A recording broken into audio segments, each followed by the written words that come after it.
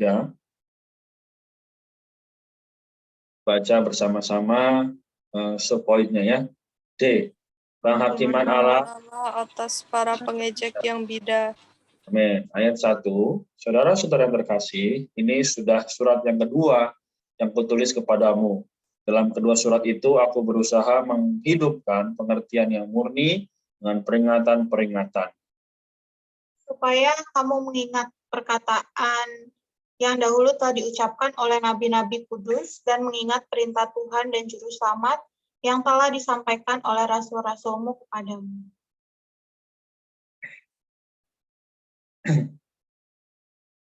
Oke, Marta bisa?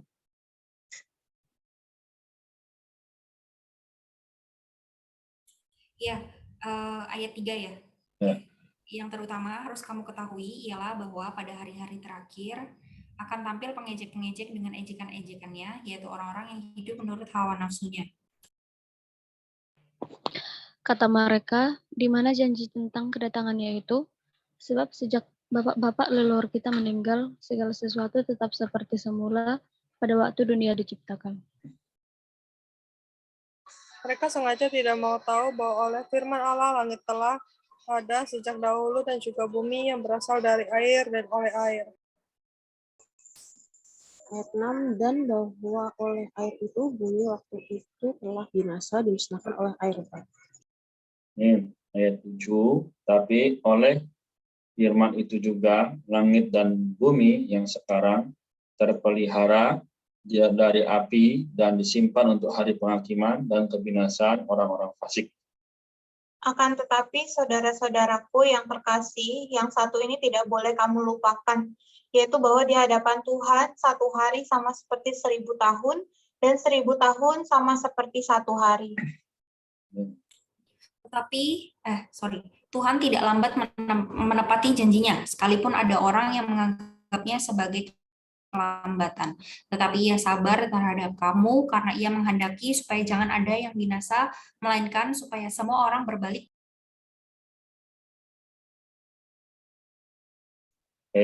Penghakiman Allah atas langit dan bumi. Tetapi hari Tuhan akan tiba seperti pencuri. Pada hari itu, langit akan lenyap dengan gemuruh yang dahsyat, dan unsur-unsur dunia akan hangus oleh lenyap api, dan bumi dan segala yang ada di atasnya akan hilang lenyap. Jadi, jika segala sesuatu ini akan hancur secara demikian, betapa suci dan salehnya kamu harus hidup.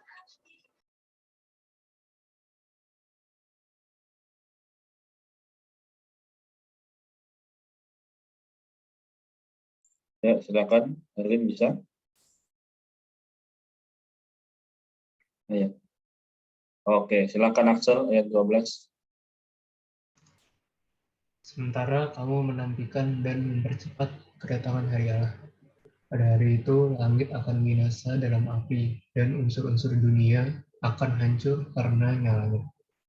F. Pengharapan langit baru dan bumi baru yang dipenuhi kebenaran Allah. Oke, 13. Tetapi sesuai dengan janjinya, kita menantikan langit yang baru dan bumi yang baru, di mana terdapat kebenaran. Oke, persiapan untuk penghakimannya akan datang. Didapati dalam perdamaian di hadapan Allah.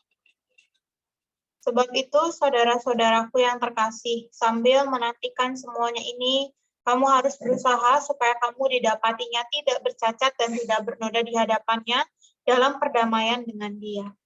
Diselamatkan dari kebinasaan. 15. Anggaplah kesabaran Tuhan kita sebagai kesempatan bagi kamu untuk beroleh keselamatan. Seperti yang telah dituliskan kepada kamu oleh Paulus, saudara kita yang terkasih sesuai dengan hikmat yang dikaruniakan kepadanya. Ya, jadi porsi pembacaan kita sampai di sini. Adakah dari teman-teman yang mau membagikan apa yang didapat atau bertanya? Ya, mungkin ada yang pengalaman di luar dari pembacaan malam ini juga tidak apa-apa. Lalu setelah itu saya akan bantu untuk simpulkan dari ringkasan malam ini ya. 1 sampai 15. Amin. Aku menikmati di ayat 11. di 11 dan 12. Dari 10 sih, kan di perikop dikatakan penghakiman Allah atas langit dan bumi. Kita semua tahu ya bahwa sebentar lagi dan waktu ini adalah waktu-waktu yang sudah dekat pada kedatangan Tuhan yang kedua kalinya. Dan di sini aku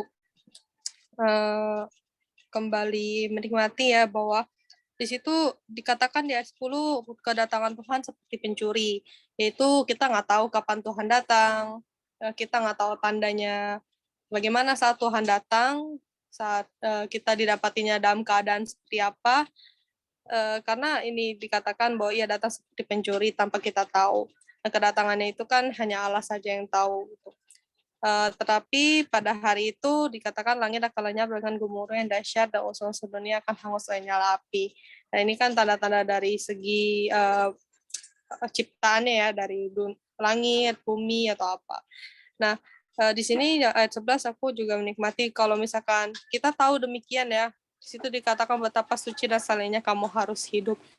Di sini juga aku juga terus belajar bahwa menjelang Tuhan yang semakin dekat ini aku harus belajar bagaimana aku didapati Tuhan nanti tidak bercela gitu. Aku didapati Tuhan, dosaku tuh bisa semakin menipis gitu. Sehingga didapati Tuhan kayak oh bersih nih kan gitu.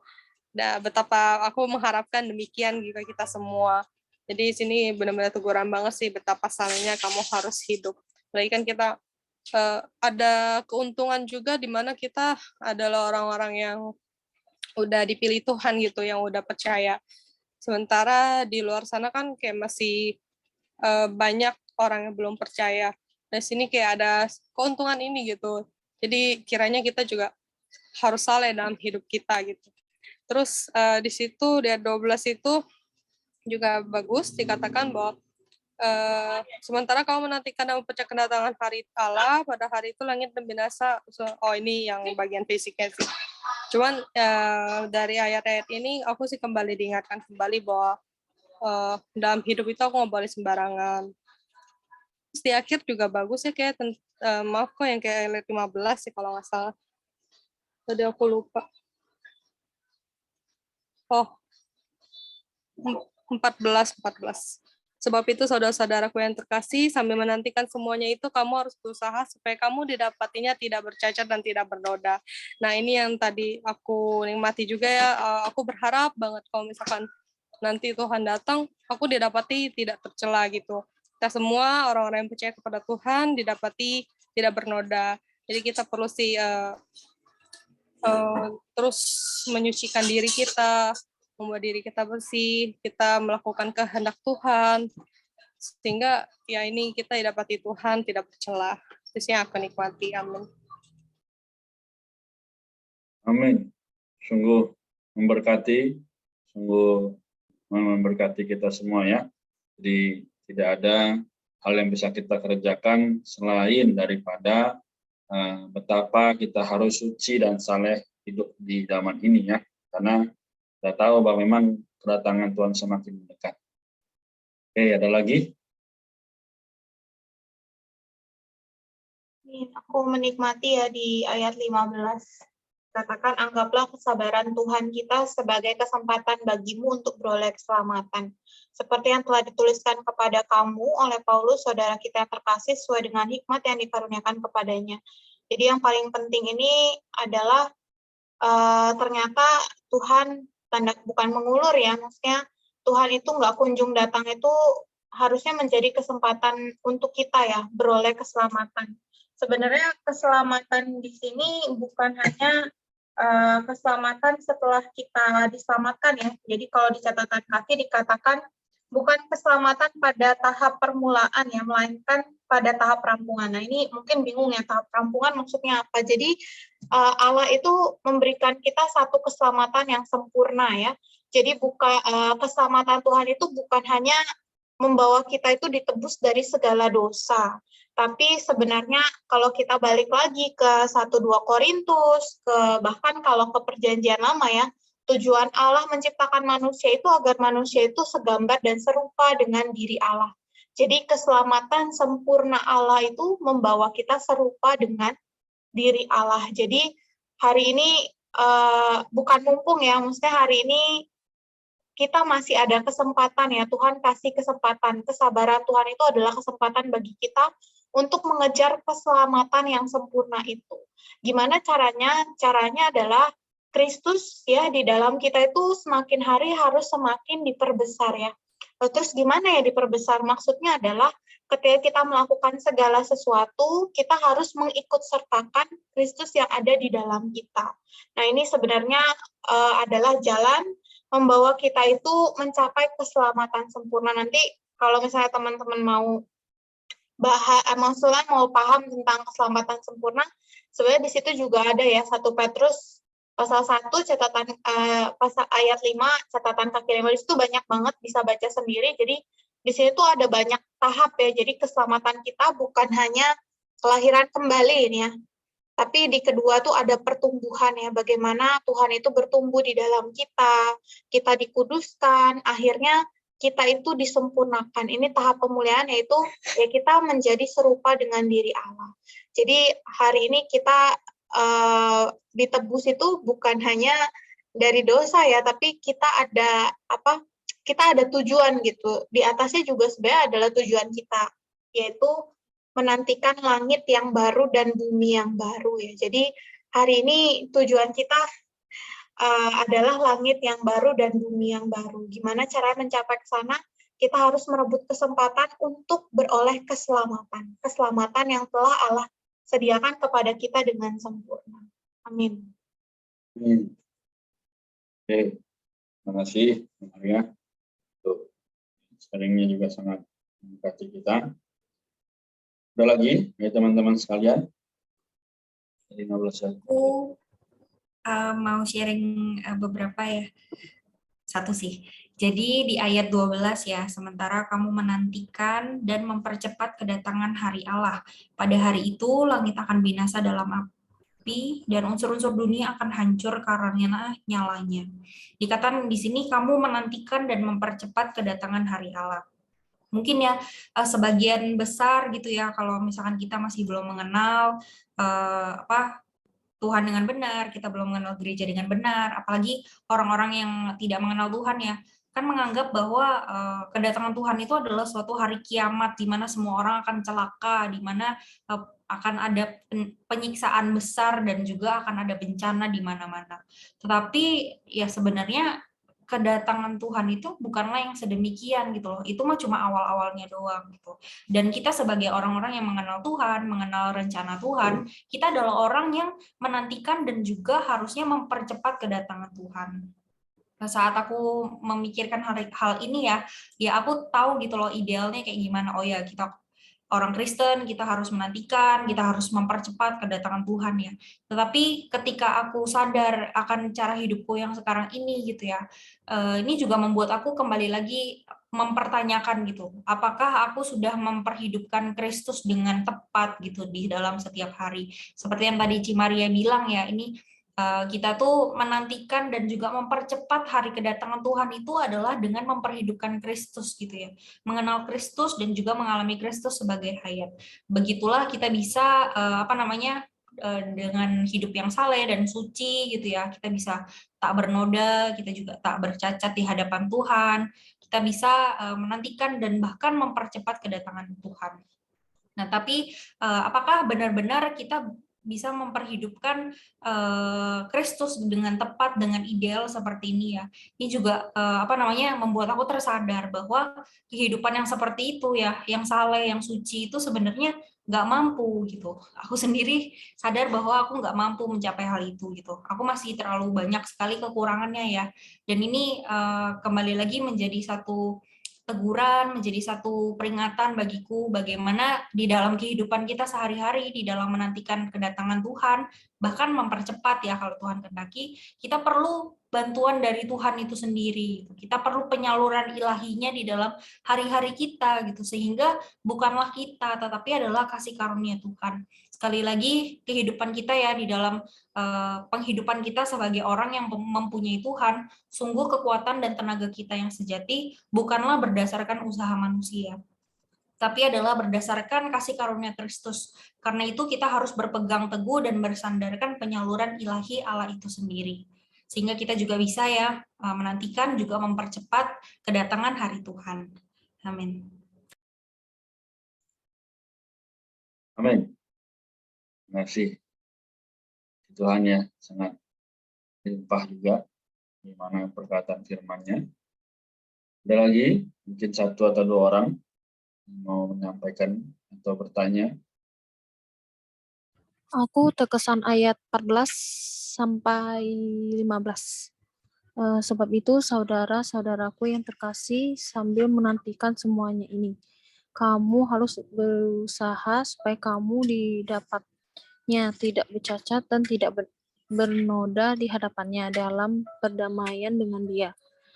Anggaplah kesabaran Tuhan kita sebagai kesempatan bagimu untuk beroleh keselamatan, seperti yang telah dituliskan kepada kamu oleh Paulus, saudara kita yang terkasih, sesuai dengan hikmat yang dikaruniakan kepadanya.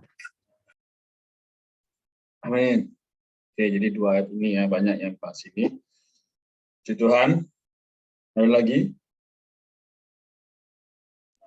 Aku di ayat 9, Pak. Ayat 9, Tuhan tidak lambat menepati janjinya, sekalipun ada orang yang menganggapnya sebagai kelambatan, tetapi ia sabar terhadap kamu, karena ia menghendaki supaya jangan ada yang binasa, melainkan supaya semua orang berbalik dan bertobat. Itu aja sih, Pak. Thank you.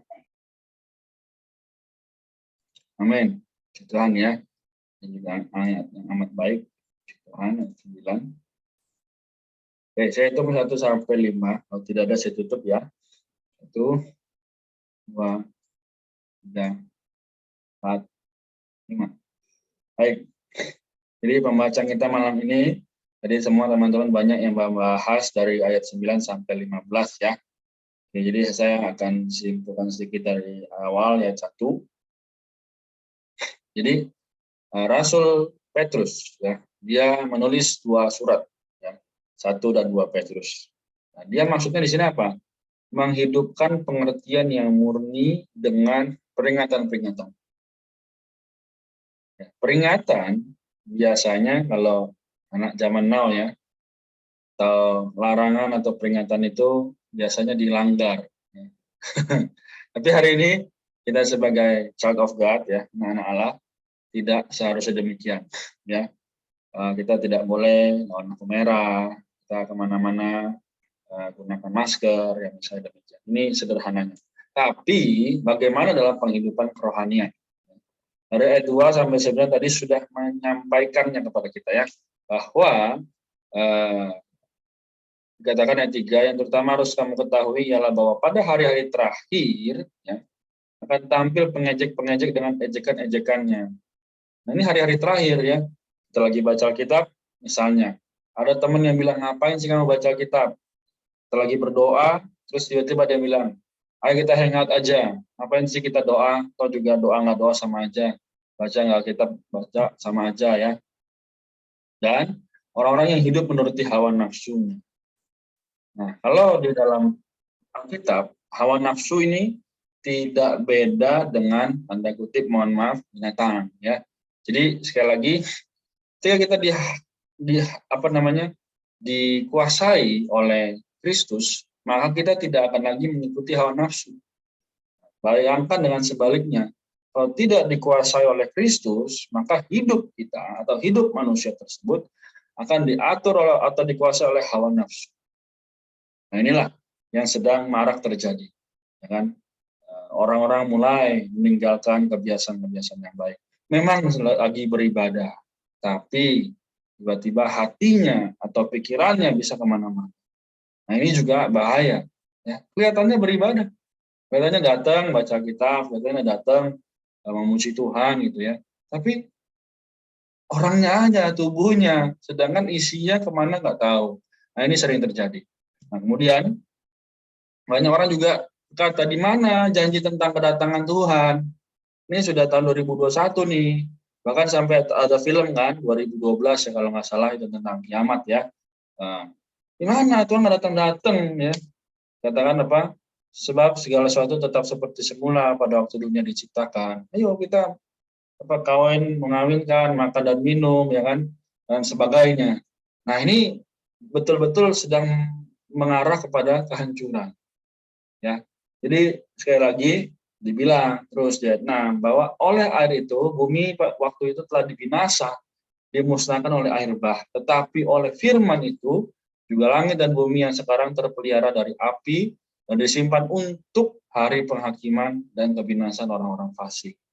Wow, jadi everything already arranged, ya, segalanya sudah diatur demikian.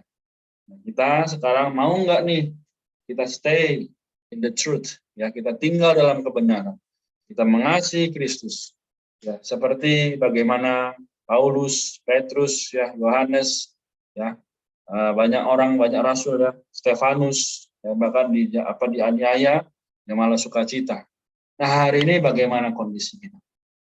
Kalau kita masih punya kesempatan memberitahu teman-teman kita, beritahulah mereka, ya, sehingga mereka juga tidak sama seperti orang-orang yang akan binasa, itu orang-orang fasik, ya, yang mereka hidup, mereka tahu ada firman Allah, tapi mereka tidak mau mengikutinya, atau bahkan mendengar pun sudah bagus, gitu ya. Nah, artinya sampai 15 ini bilang bahwa tadi kesabaran Tuhan kita sebagai kesempatan bagimu untuk beroleh keselamatan. Nah, jadi sekali lagi semua sudah dinyatakan, ya. Semua sudah dilihatkan di kitab Timotius, ya. Nanti kita juga sudah baca untuk bahwa Timotius berkata apa? Orang mulai menyukai apa? Garang, tidak suka akan yang baik. Yang mereka percaya agama tapi tidak menghidupinya. Nah, ini sudah menjadi apa ya? Kehancuran yang mulai ternyatakan, ya. Jadi saudara kekasih, sambil menantikan semuanya itu, kita berusaha, ya, kita tiap hari berjuang. Sendirian tidak, kita bersama-sama, ya. Karena itu ada kesempatan baca kitab, bacalah, baik secara pribadi maupun secara bersama-sama. Ada waktu untuk saat teduh pagi, ya, gunakan baik-baik. Karena Tuhan sudah datang, semuanya sudah terlambat, ya. Matius pasal 24-25.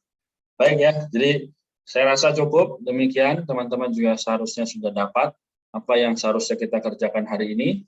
Yang moga kita tidak tertambat atau tertinggal ketika Tuhan nanti datang, ya. Maka kita perlu diselamatkan dari kebinasaan. Di puji Tuhan atas firman malam ini, ya. Moga menguatkan, mendamaikan kita juga dengan Allah, mendorong kita untuk semakin maju dalam hal mengasihi Tuhan, ya. Besok harinya Tuhan, ya, kita beribadah kembali, ya. Kita juga mengucap syukur, kita mengingat Tuhan atas kasih-Nya, ya. Demikian malam ini kita berdoa. Apakah ada yang sukarela berkenan untuk mendoakan malam ini?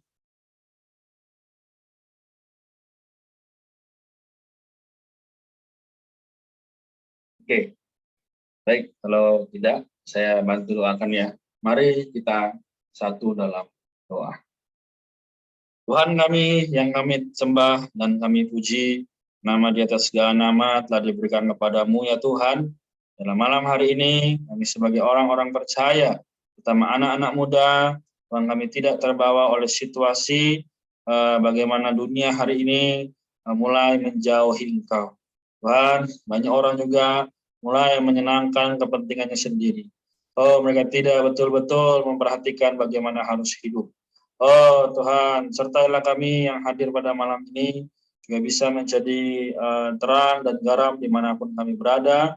Karena kami tahu kami adalah milik-Mu, kami adalah ciptaan-Mu Tuhan, kami telah mendapatkan Engkau dalam kami. Sertailah juga apapun kesehatan yang teman-teman kami kerjakan, baik yang di sini maupun yang tidak hadir, Tuhan sertailah mereka. Kami berdoa supaya malam ini kami bisa menjadi orang-orang muda yang mendambakan Engkau. Oh Tuhan, selamatkanlah waktu-waktu kami, selamatkanlah kami agar kami boleh semakin hari semakin mengasihi firman-Mu. Dalam nama-Mu yang kudus, mulia dan agung kami berdoa. Amin. Oke, puji Tuhan, ya.